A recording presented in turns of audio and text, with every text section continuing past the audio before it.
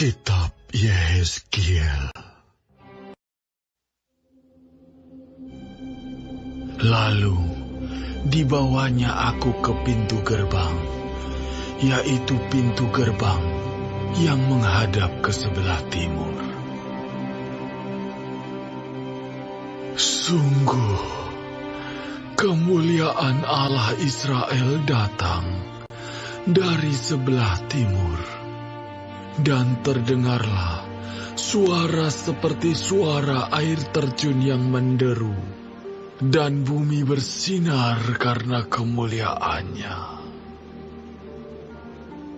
Yang kelihatan kepadaku itu adalah seperti yang kelihatan kepadaku ketika ia datang untuk memusnahkan kota itu, dan seperti yang kelihatan kepadaku di tepi sungai Kebar. Maka aku sembah sujud. Sedang kemuliaan Tuhan masuk di dalam bait suci melalui pintu gerbang yang menghadap ke sebelah timur. Roh itu mengangkat aku dan membawa aku ke pelataran dalam. Sungguh, bait suci itu penuh kemuliaan Tuhan. Lalu aku mendengar Dia berfirman kepadaku dari dalam bait suci itu. Orang yang mengukur bait suci itu berdiri di sampingku, dan ia berfirman kepadaku, Hai anak manusia, inilah tempat tahtaku dan inilah tempat tapak kakiku. Disinilah aku akan diam di tengah-tengah orang Israel untuk selama-lamanya. Dan kaum Israel tidak lagi akan menajiskan namaku yang kudus, baik mereka maupun raja-raja mereka, dengan persundalan mereka atau dengan mayat raja-raja mereka yang sudah mati. Juga tidak dengan meletakkan ambang pintu mereka dekat ambang pintuku, atau mendirikan tiang-tiang pintu mereka dekat tiang-tiang pintuku, sehingga hanya dinding yang memisahkan aku dari mereka. Mereka menajiskan namaku yang kudus dengan perbuatan-perbuatan mereka yang keji. Maka dari itu aku menghabiskan mereka dalam amarahku. Sekarang mereka akan menjauhkan ketidaksetiaan mereka dan mayat raja-raja mereka daripadaku, dan aku akan diam di tengah-tengah mereka untuk selama-lamanya. Maka engkau, hai anak manusia, terangkanlah kepada kaum Israel tentang bait suci ini, agar mereka menjadi malu melihat kesalahan-kesalahan mereka. Juga bagaimana bait suci itu kelihatan dan rancangannya. Dan kalau mereka merasa malu melihat segala sesuatu yang dilakukan mereka, gambarlah bait suci itu, bagian-bagiannya, pintu-pintu keluar dan pintu-pintu masuknya, dan seluruh bagannya. Beritahukanlah kepada mereka segala peraturannya dan hukumnya, dan tuliskanlah itu di hadapan mereka, agar mereka melakukan dengan setia segala hukumnya dan peraturannya. Inilah ketentuan mengenai bait suci itu. Seluruh daerah yang di puncak gunung itu adalah maha kudus. Sungguh, inilah ketentuan mengenai bait suci itu.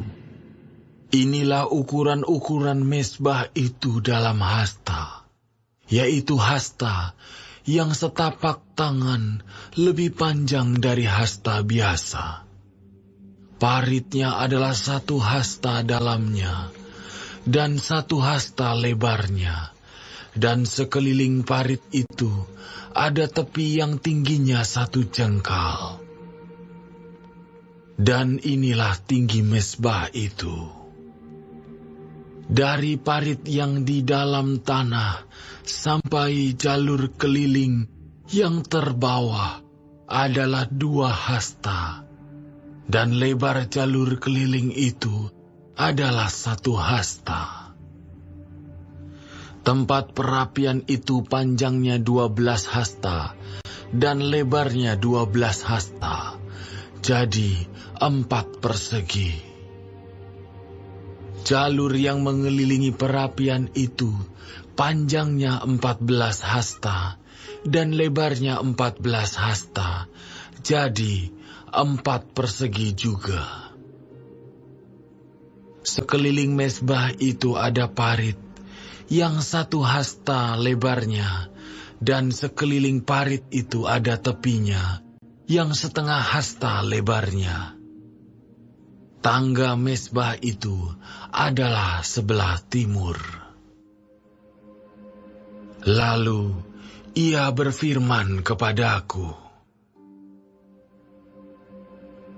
Hai anak manusia, beginilah firman Tuhan Allah. Beginilah peraturan mengenai mezbah itu.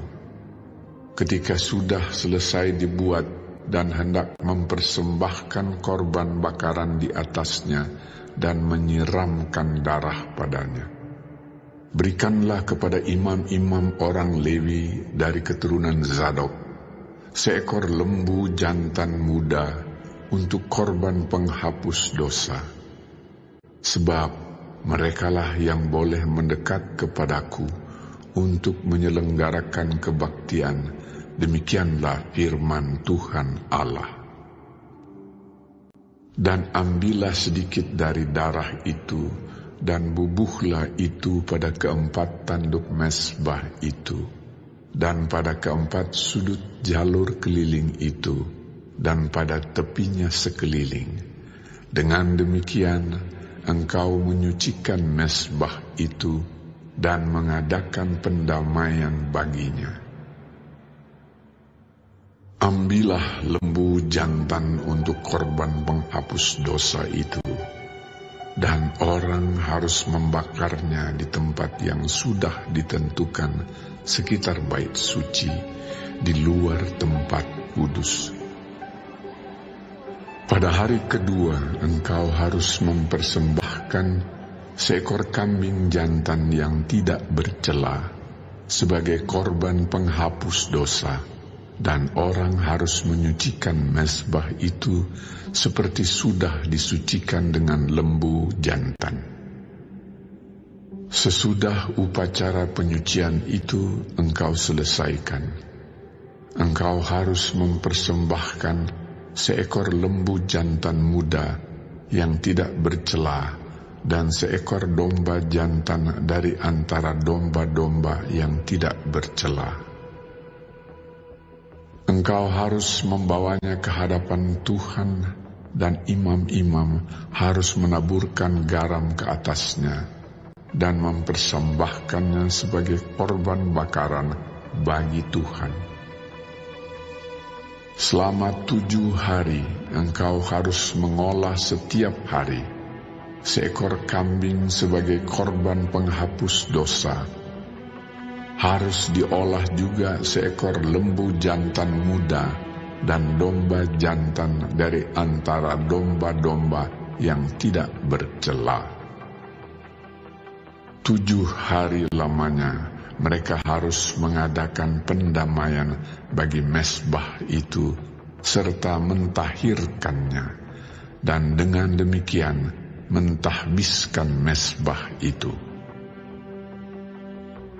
Sesudah hari-hari itu berakhir, maka pada hari ke-8 dan seterusnya, imam-imam akan mengolah korban-korban bakaranmu dan korban-korban keselamatanmu di atas mezbah itu, dan aku akan berkenan kepada kamu. Demikianlah firman Tuhan Allah.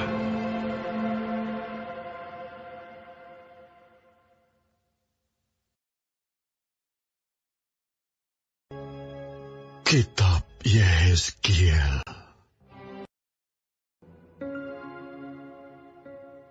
Kemudian ia membawa aku kembali ke pintu gerbang luar dari tempat kudus yang menghadap ke timur. Gerbang ini tertutup. Lalu Tuhan berfirman kepadaku, pintu gerbang ini harus tetap tertutup. Jangan dibuka dan jangan seorang pun masuk dari situ. Sebab Tuhan Allah Israel sudah masuk melaluinya. Karena itu gerbang itu harus tetap tertutup. Hanya raja itu, oleh karena ia raja, boleh duduk di sana makan santapan di hadapan Tuhan. Raja itu akan masuk melalui balai gerbang dan akan keluar dari situ.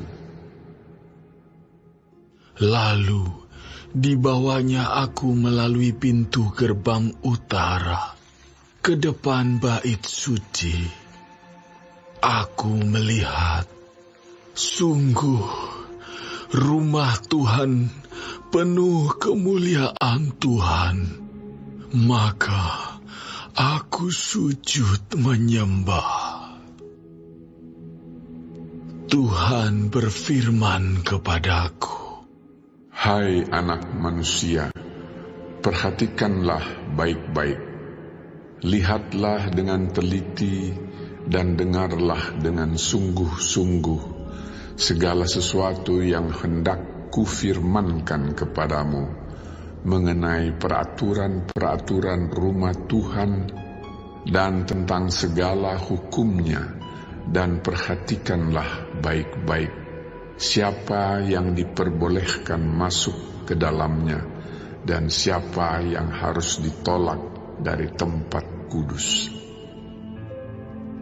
Katakanlah kepada kaum pemberontak, yaitu kaum Israel, beginilah firman Tuhan Allah, cukuplah perbuatan-perbuatanmu yang keji itu, hai kaum Israel, yang membiarkan orang-orang asing, yaitu orang-orang yang tidak bersunat hatinya maupun dagingnya, masuk dalam tempat kudusku, dan dengan kehadirannya mereka menajiskannya waktu kamu mempersembahkan santapanku, yaitu lemak dan darah. Dengan berbuat begitu, kamu lebih mengingkari perjanjianku daripada dengan segala perbuatanmu yang keji yang sudah-sudah. Kamu tidak memelihara barang-barangku yang kudus, dan kamu mengangkat mereka untuk memelihara kewajibanmu terhadap aku di dalam tempat kudusku. Oleh sebab itu, beginilah firman Tuhan Allah. Tidak seorang pun dari orang-orang asing yang hatinya dan dagingnya tidak bersunat boleh masuk dalam tempat kudusku. Ya, setiap orang asing yang ada di tengah-tengah orang Israel. Tetapi orang-orang Lewi yang menjauh daripadaku waktu Israel sesat daripadaku dengan mengikuti berhala-berhala mereka, akan menanggung hukumannya.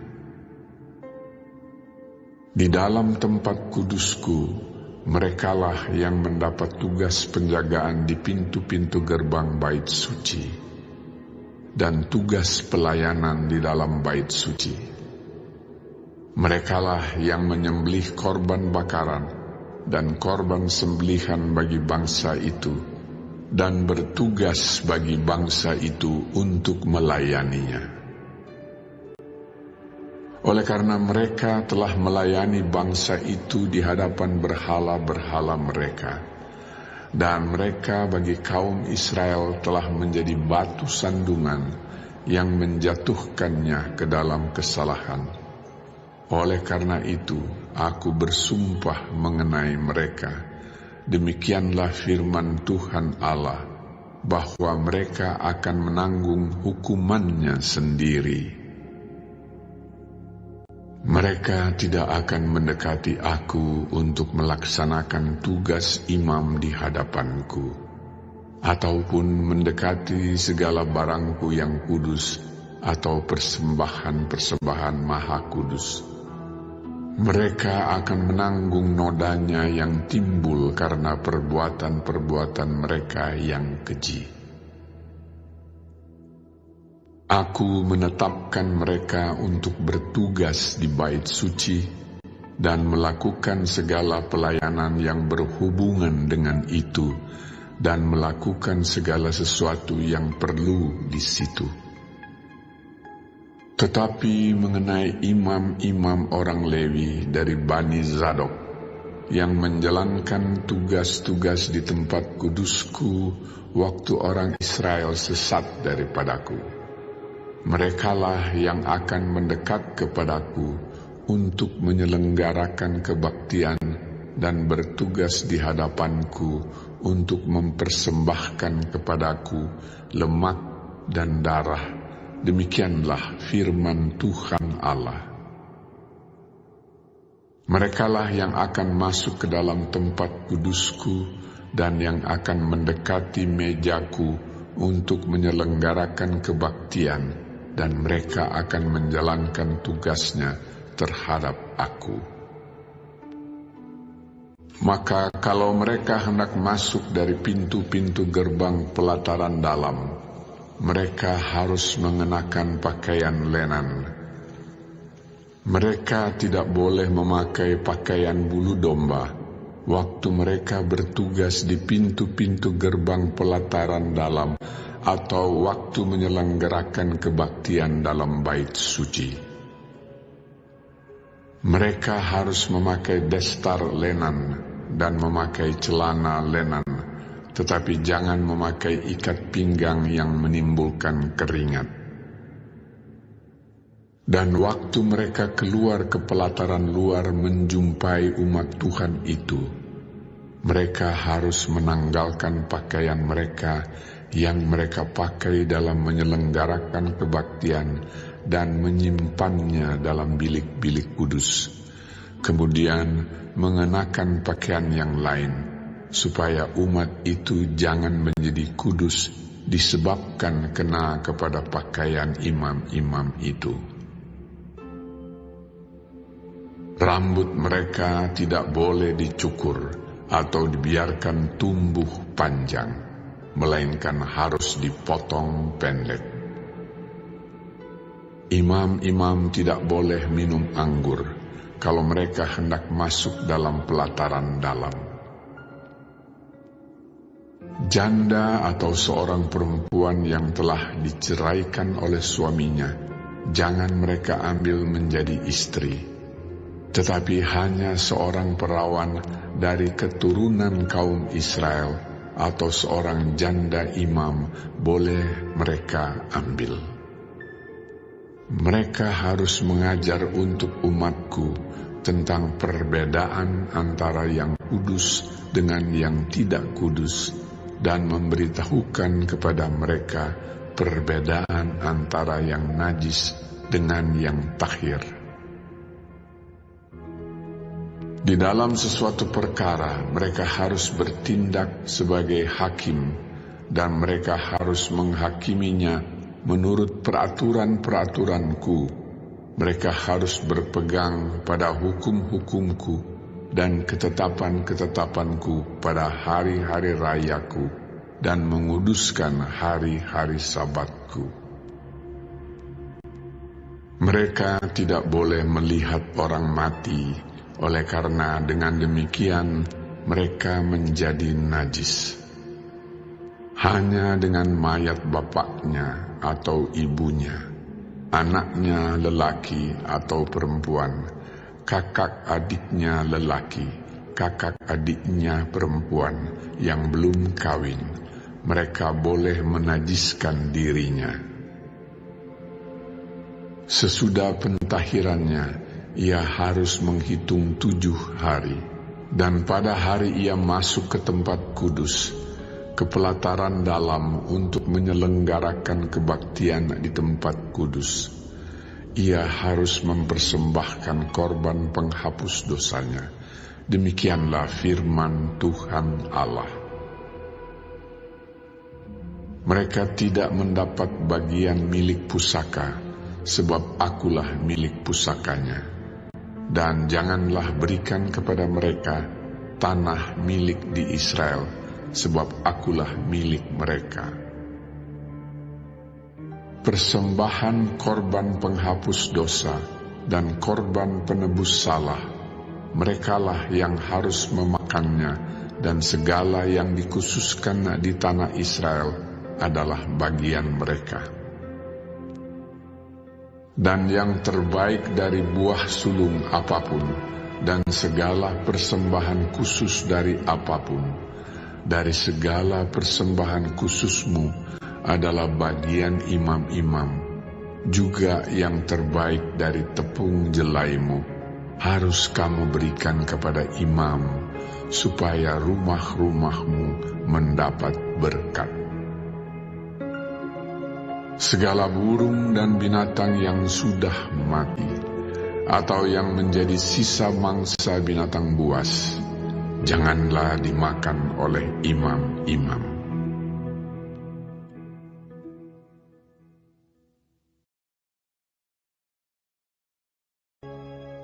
Kitab Yehezkiel. Pada waktu kamu membagi-bagi negeri itu menjadi milik pusakamu dengan jalan mengundi, kamu harus mengkhususkan sebidang dari tanah itu menjadi persembahan khusus yang kudus bagi Tuhan. Panjangnya 25.000 hasta dan lebarnya 20.000 hasta. Seluruh tanah yang di dalam batas ini adalah kudus. Dari tanah ini harus disediakan untuk tempat kudus suatu 4 persegi yang panjang dan lebarnya 500 hasta, dan sekelilingnya ada lapangan yang lebarnya 50 hasta.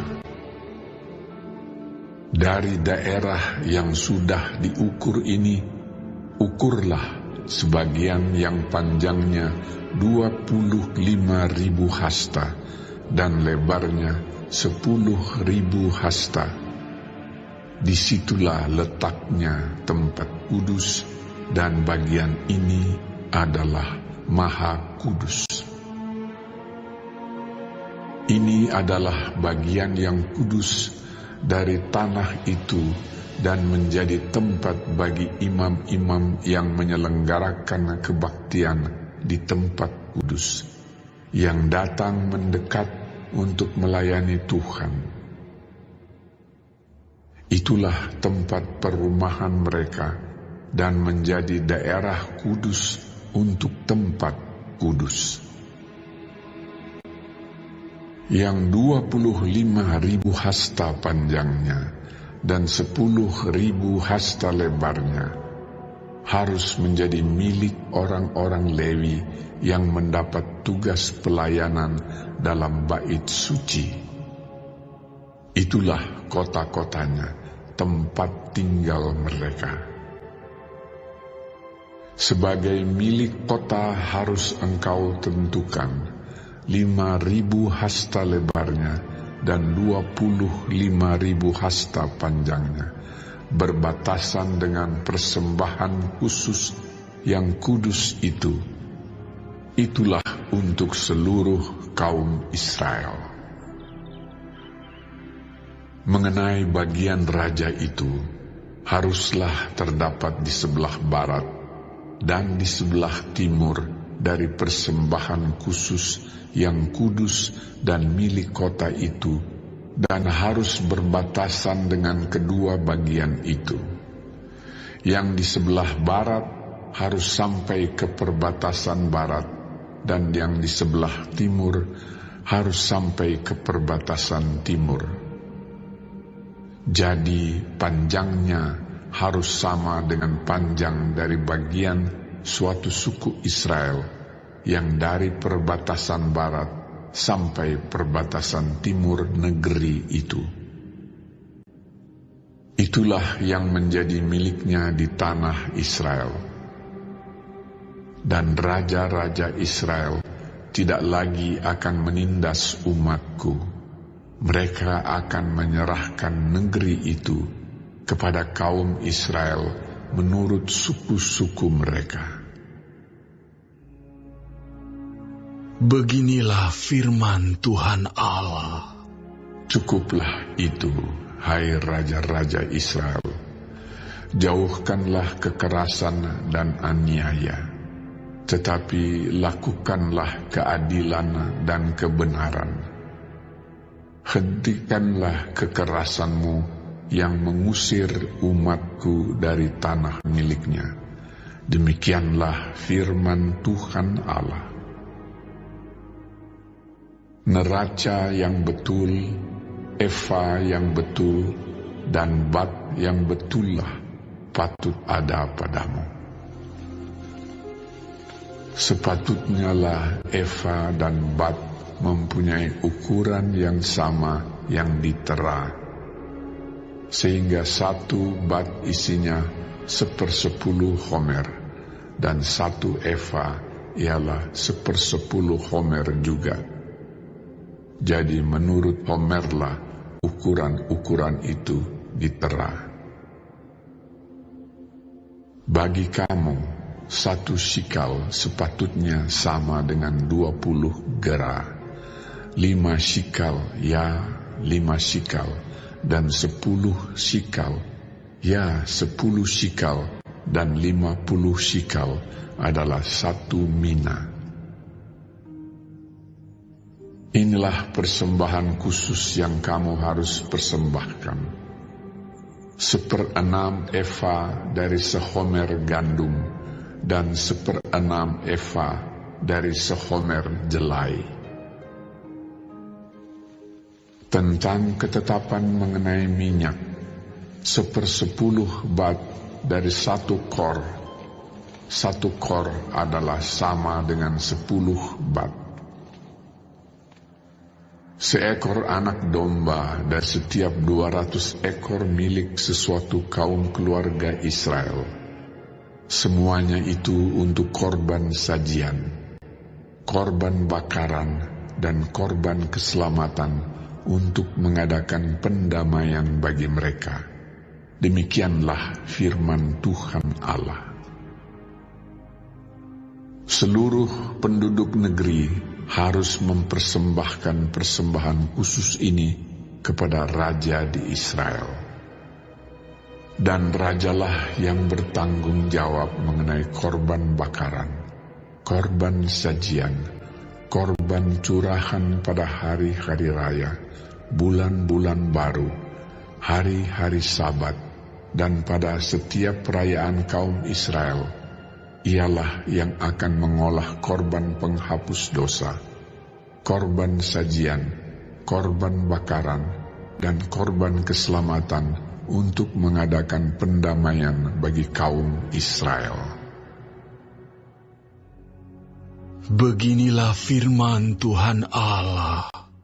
Pada bulan yang pertama, pada tanggal 1 bulan itu, ambillah seekor lembu jantan muda yang tidak bercela, dan sucikanlah tempat kudus itu. Imam harus mengambil sedikit dari darah korban penghapus dosa dan membubuhnya pada tiang-tiang bait suci dan pada keempat sudut jalur keliling yang ada pada mezbah dan pada tiang-tiang pintu gerbang pelataran dalam. Demikianlah engkau harus perbuat pada hari pertama bulan yang ketujuh, demi orang-orang yang berbuat dosa dengan tidak sengaja dan tanpa diketahui. Dengan demikian engkau mengadakan pendamaian bagi bait suci.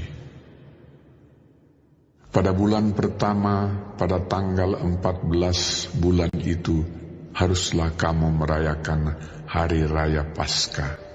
Dan selama 7 hari kamu harus makan roti yang tidak beragi. Pada hari itu raja harus mengolah lembu jantan sebagai korban penghapus dosa karena dirinya dan karena seluruh penduduk negeri. Selama 7 hari raya itu, ia harus mengolah korban bakaran bagi Tuhan. Tiap hari 7 ekor lembu jantan dan 7 ekor domba jantan yang tidak bercela, dan untuk korban penghapus dosa tiap hari seekor kambing jantan. Sebagai korban sajian, ia harus mengolah 1 eva tepung dengan seekor lembu dan 1 eva tepung dengan seekor domba jantan, dan minyak 1 hin untuk 1 eva. Pada bulan ketujuh, pada tanggal 15 bulan itu, yaitu pada hari raya, ia harus mengolah seperti ini selama 7 hari, korban penghapus dosa, korban bakaran, korban sajian, dan minyak.